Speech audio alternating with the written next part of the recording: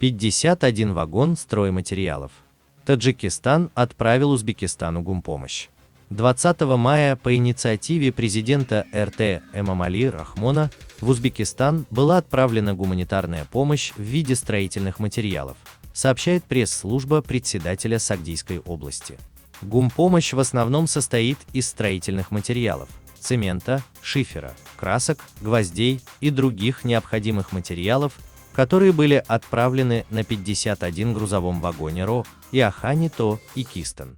Она направлена для ликвидации последствий стихийного бедствия, которое привело к обрушению Сардобинского водохранилища в Сырдарьинской области Узбекистана.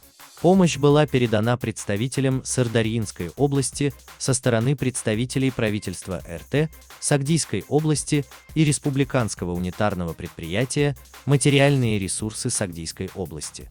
В Узбекистане 1 мая произошло частичное разрушение дамбы Сардобинского водохранилища. В результате ЧП было затоплено несколько населенных пунктов. Ранее Узбекистан также поддержал Таджикистан и направил помимо гумпомощи мобильную клинику для лечения больных коронавирусом. 8 мая Узбекистан отправил в Таджикистан 144 мобильных медицинских контейнера. Такие контейнеры используются в качестве мобильного госпиталя во время пандемии коронавируса. Полевой госпиталь расположился на столичном стадионе Бафанда. Также 8 мая в Таджикистан из Узбекистана самолет были доставлены 10 аппаратов АЛФ, медикаменты, медицинские защитные халаты, перчатки, респираторы. Этим же самолетом в Душанбе прилетели 8 узбекских врачей-вирусологов и эпидемиологов на помощь таджикским врачам. Еще ранее, 9 апреля, по личному указанию Шавката Мирзиёева, в Таджикистан была направлена гумпомощь из 18 вагонов.